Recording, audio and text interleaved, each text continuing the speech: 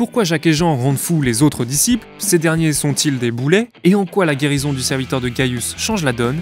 Ici, To Disciples, on va chercher à comprendre les références bibliques de chaque épisode de The Chosen à travers les micro-détails. 3, 2, 1, c'est parti! Cela faisait déjà plusieurs épisodes que la conversation planait, et il fallait bien qu'ils finissent par en parler directement à Jésus. De quoi vous parlez? Jacques et Jean, bien aidés par leur mère, préparent une demande très spécifique, obtenir les places d'honneur à la gauche et à la droite de Jésus dans son royaume, rien que ça. Dans la culture du Moyen-Orient de l'époque, le système social est fortement axé sur les notions d'honneur et de rang. Siéger à droite, c'est occuper la place de pouvoir. Par exemple, Paul parle de Jésus siégeant à la droite du Père dans la lettre aux Éphésiens. Alors oui, on peut comprendre leur démarche. Après tout, Jacques et Jean sont parmi les disciples les plus proches de Jésus, peut-être juste après Pierre. Ils ont été témoins privilégiés de moments clés, la transfiguration, la résurrection de la fille de Jaïr, et ils seront également aux côtés de Jésus à Gethsémani. Petit spoil. Pierre, lui, a reçu un nouveau nom et une mission particulière. Alors, Jacques et Jean, alias les fils du tonnerre, veulent aussi leur part d'héritage dans cette grande mission du royaume de Dieu. D'autant plus que le leadership est souvent partagé tout au long de la Bible. Dans le livre de l'Exode, Jéthro conseille à Moïse de choisir des juges parmi le peuple pour qu'il ne soit pas seul à diriger. Leur demande n'est donc pas seulement ambitieuse, elle reflète aussi une profonde intimité avec Jésus, même si leur incompréhension du royaume reste encore un peu trop humaine,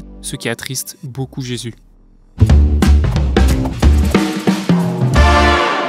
Dans cet épisode 4, Jésus annonce à nouveau l'heure de sa passion. Il parle ouvertement de la souffrance, de la mort et même de la résurrection à venir. Et le troisième jour, il ressuscitera. Mais comme souvent, les disciples n'y comprennent rien. On peut savoir de qui tu parles. Je pensais que c'était toi le fils de l'homme. Pas très fut-fut.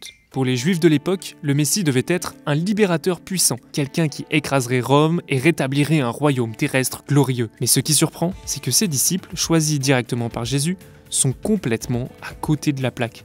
Comment peuvent-ils autant ignorer ce que Jésus décrit avec précision? On le voit bien dans les évangiles, Jésus ne va pas par 4 chemins pour parler de ce qu'il attend. L'évangéliste Luc nous explique que la signification de ces paroles leur était cachée, comme un voile spirituel devant leurs yeux. En fait, dans l'Ancien Testament déjà, on voit le décalage constant entre les idées des hommes et les vrais projets de Dieu. Les disciples sont bien les fils d'Abraham, de Moïse, de Jacob, qui n'ont pas compris tout de suite le projet de Dieu pour eux, car leur façon de penser est beaucoup trop humaine. Peut-être une leçon à retenir pour notre propre vie? Et si un miracle qui semble banal changeait tout? Je le sais déjà. C'est exactement ce qui se passe avec la guérison du serviteur de Gaius. On suit Gaius depuis un moment, on commençait à s'y attacher et clairement les paroles de Jésus commencent à faire leur chemin dans son cœur. Le miracle de l'épisode 4, réalisé à distance, en dit long. Jésus n'est pas juste venu pour le peuple élu, mais pour tout le monde, même les non-juifs. Merci Seigneur. Jésus montre aux disciples à travers ce miracle qu'il est là pour sauver toute l'humanité. Et puis, la phrase de Gaius est devenue célèbre. Je ne suis pas digne que tu entres sous mon toit, mais dis seulement une parole, et mon serviteur sera guéri. Aujourd'hui, elle est prononcée par les catholiques à chaque messe avant de communier. Au passage, Gaius offre une belle leçon d'humilité. Lui, un centurion romain, se met à genoux devant Jésus, pendant que ses disciples se chamaillent pour savoir qui aura la meilleure place. Prenez-en de la graine. C'était les To Disciples, retrouvez-nous sur notre chaîne YouTube.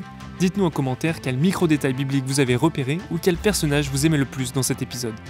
Soyez bénis.